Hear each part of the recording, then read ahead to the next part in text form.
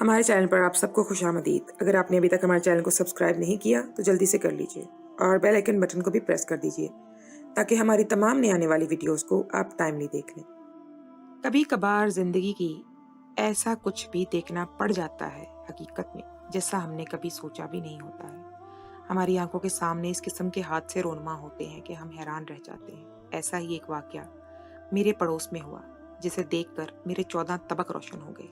एक मर्द इस हद तक गिर सकता है कि वो अपने अपने हदूद ही भूल जाए, और एक औरत जब तक कमजोर रहती है हर जुल्म और ज्यादती बर्दाश्त करती है, लेकिन जब उस पर जुल्म की इंतहा हो जाती है और उसकी बर्दाश्त खत्म हो जाती है, तब वो किस तरह मर्दों के भी छक्के छुड़वाती है और किसी भिपरी हुई शेरनी की तरह उस पर झपट पड़ती है।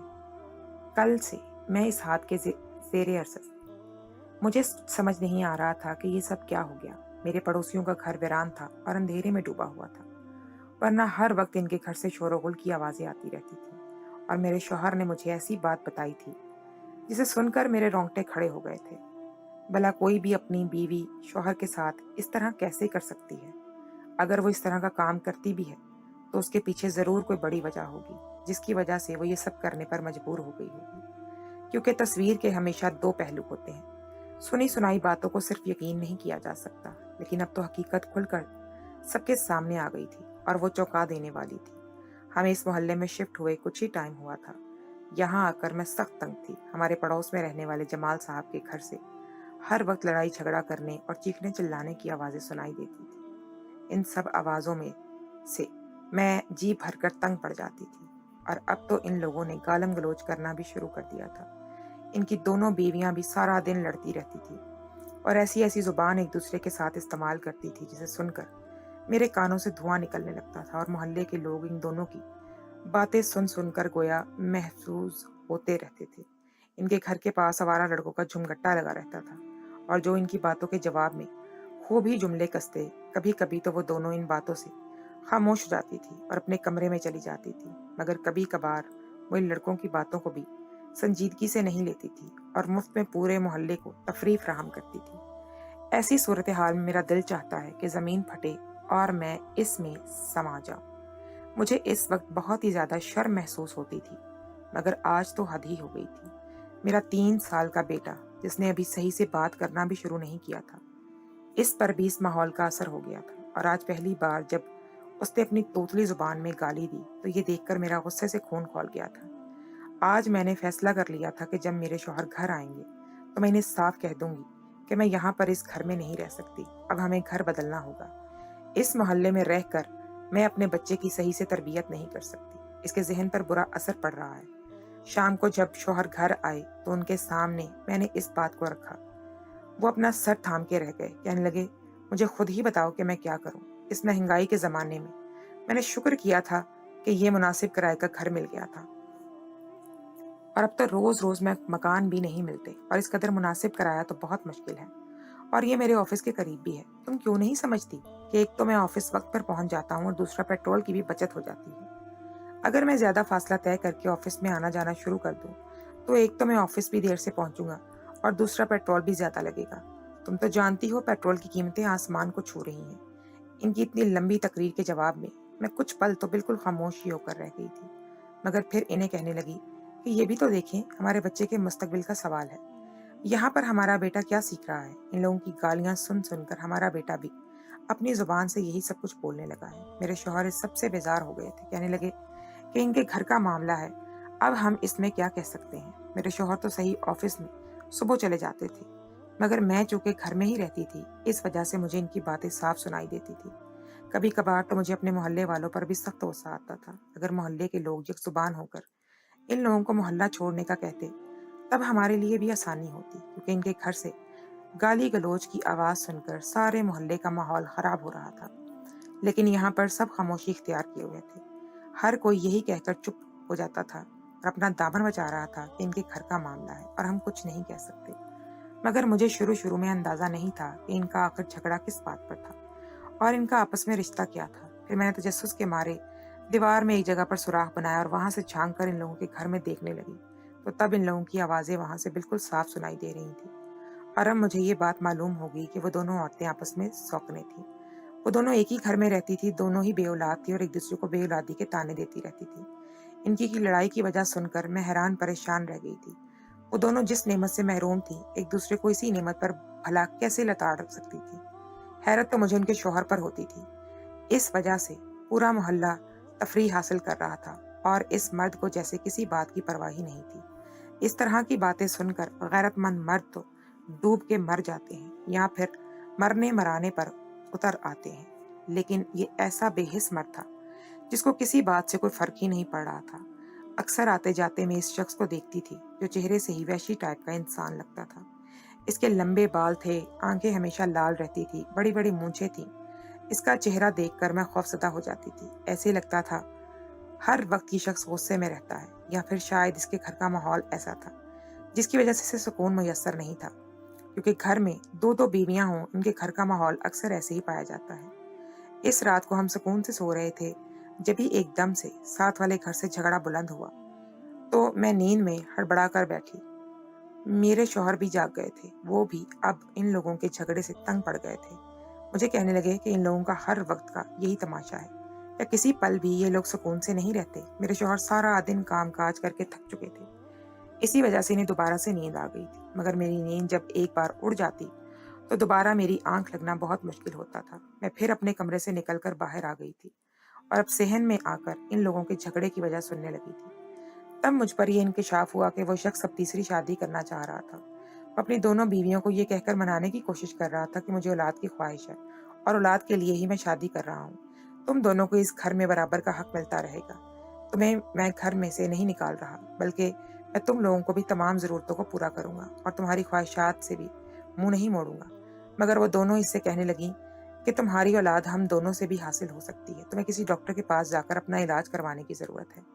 इनका ये कहना ही था कि अब इस घर का मार धाड़ की आवाज़ें आने लगी थी। अब वो दोनों बीवियों पर हाथ उठा रहा था और वो दोनों ही एक दूसरे को बर्तन उठा उठाकर मार रहे थे और एक दूसरे को उठा उठाकर दीवार के साथ पटक रहे थे, एक दूसरे के साथ गालम गलोच कर रहे थे। मैं ये देखकर गड़बड़ा गई थी और फौरन अपने कमरे में भागी थी।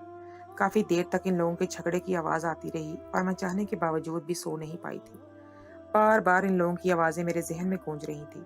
इनका अपने शोहर को कहना था कि वो अपना इलाज करवाए, तो क्या इनके शोहर में कोई मसला था? और जानते बूझते उसने 2 शादियां कर ली थी और अब वो तीसरी शादी के करके किसी और लड़की की जिंदगी बर्बाद करने जा रहा था। क्या वो ये नहीं जानता था कि औरत के दिल में औलाद की किस कदर ख्वाहिश होती है? शादी होते ही औरत माँ बनने के लिए बेकरार हो जाती है, मगर वो जानते बूझते कि वो किसी औरत को माँ बनने की खुशी नहीं दे सकता। वो शादी क्यों कर रहा था? अब हर दूसरे तीसरे दिन इस घर से यही शोर शराबा बुलंद होने लगा था और मेरी बर्दाश्त से सब बाहर होता जा रहा था। अब मैंने बार बार अपने शौहर से जब मकान बदलने की फरमाइश की, तो एक दिन वो झुंझला कर कहने लगे कि सारे हालात तो तुम्हारे सामने हैं, अब भला बताओ ऐसे में मैं क्या करूं? तुम्हारे कहने पर मैं बार बार घर छोड़ के यहाँ पर आ गया हूँ। अब क्या करूं? तुम क्या चाहती हो कि मैं खुदकुशी कर लूं? उनके इतने संगीन अल्फाज सुनकर मेरी आंखों में आंसू आ गए थे और मैं ये सोचने पर मजबूर हो गई थी कि क्या ये वही शख्स है जो मुझसे मोहब्बत के दावे करता था, जिसने घर वालों की मर्जी के खिलाफ जाकर मुझसे शादी की थी। आबिद मेरे भाई के दोस्त थे, इनका अक्सर हमारे घर में आना जाना रहता था। हमारे घर का माहौल खासा दकियानूसी था। हमारे अब्बू पर्दे के सख्त हामी थे।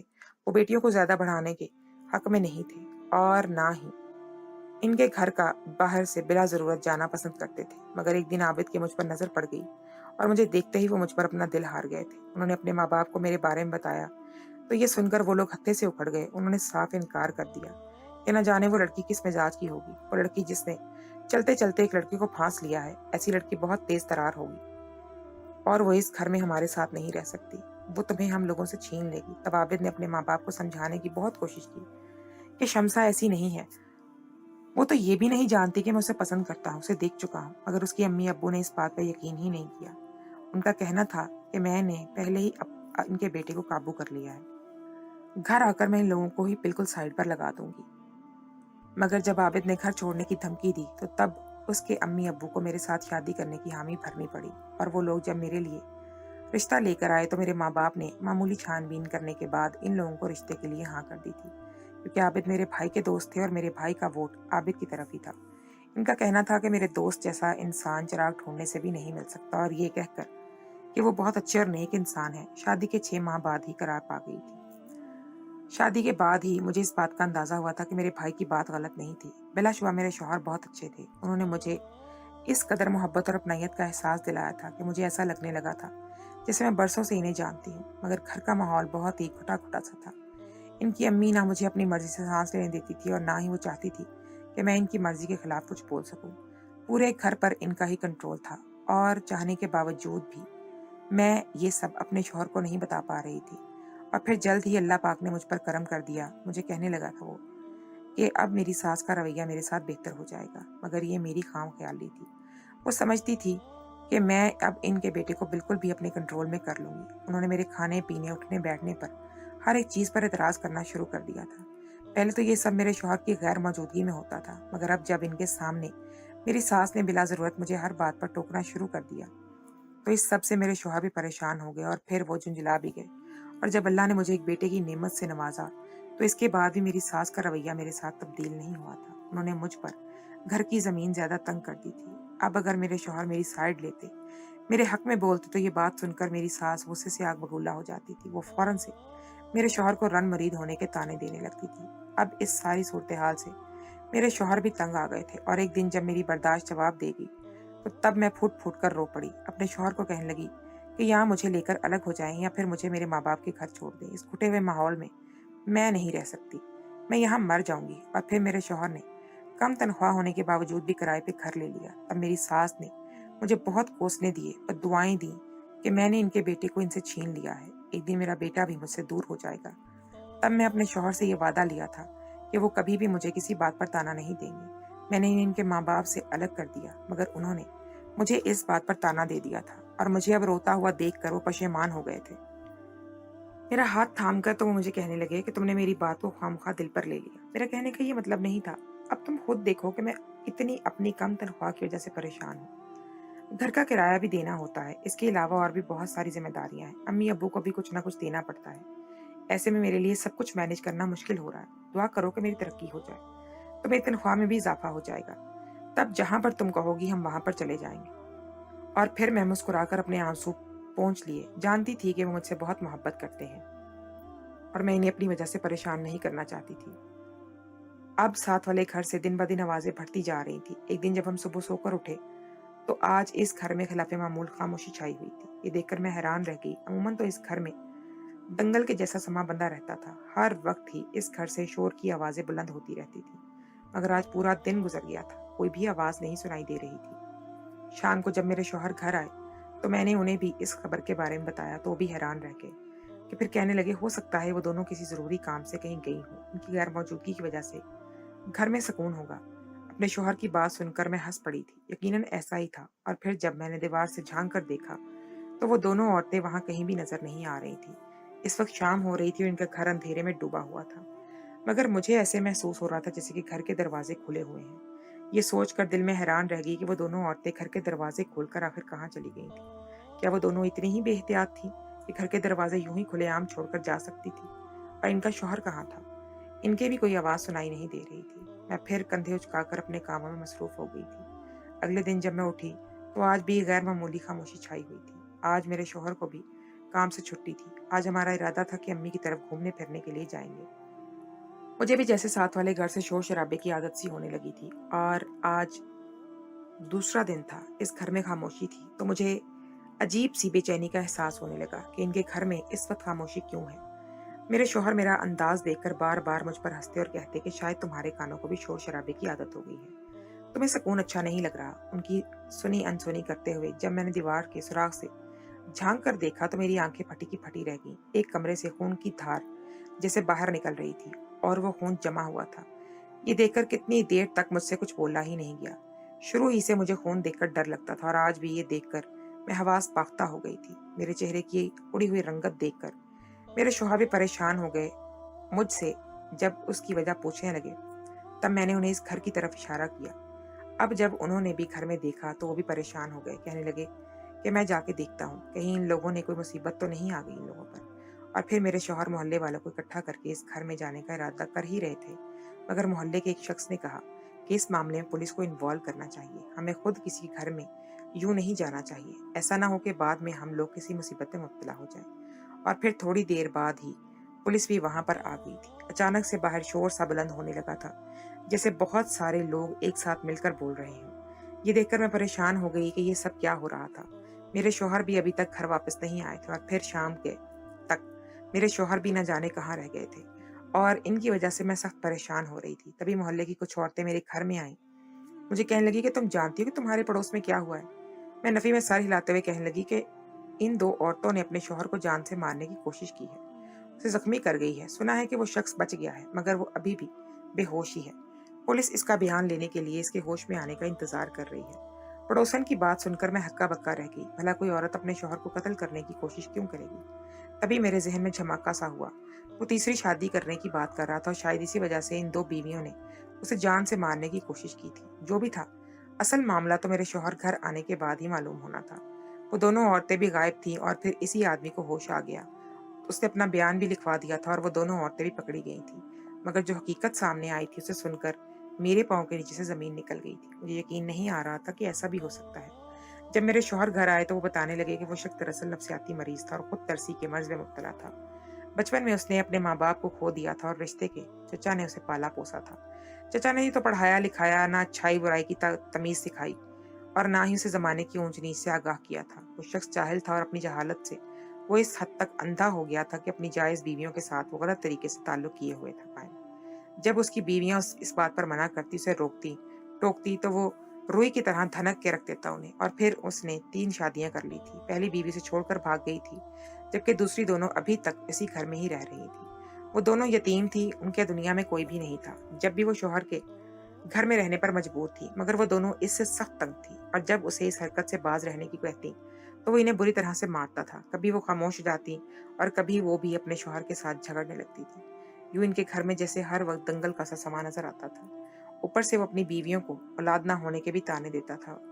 उसकी दोनों बीवियां जो पहले ही इसकी हरकतों से तंग थी, उसकी बदफेली से उकताई हुई थी। इस ताने पर वो आग बबूला हो जाया करती थी जब वो खुद ही औलाद पैदा करने के काबिल नहीं था और या शायद वो औलाद पैदा करना ही नहीं चाहता था, तो इस बात पर अपनी बीवी को ताने देता तो इनसे ये सब बर्दाश्त नहीं होता था। फिर एक दिन उन्होंने तंग आकर उसे शादी के काबिल ना छोड़ा और फिर रात के अंधेरे में दोनों ही गायब हो गई। मगर अब पुलिस ने उन्हें गिरफ्तार कर लिया है और उन्होंने ये बयान दिया है कि हमारा शौहर नफसियाती मरीज है। हम इससे बहुत तंग थे, इसके साथ जिंदगी नहीं गुजारना चाहते थे, इस वजह से हमने ये काम किया।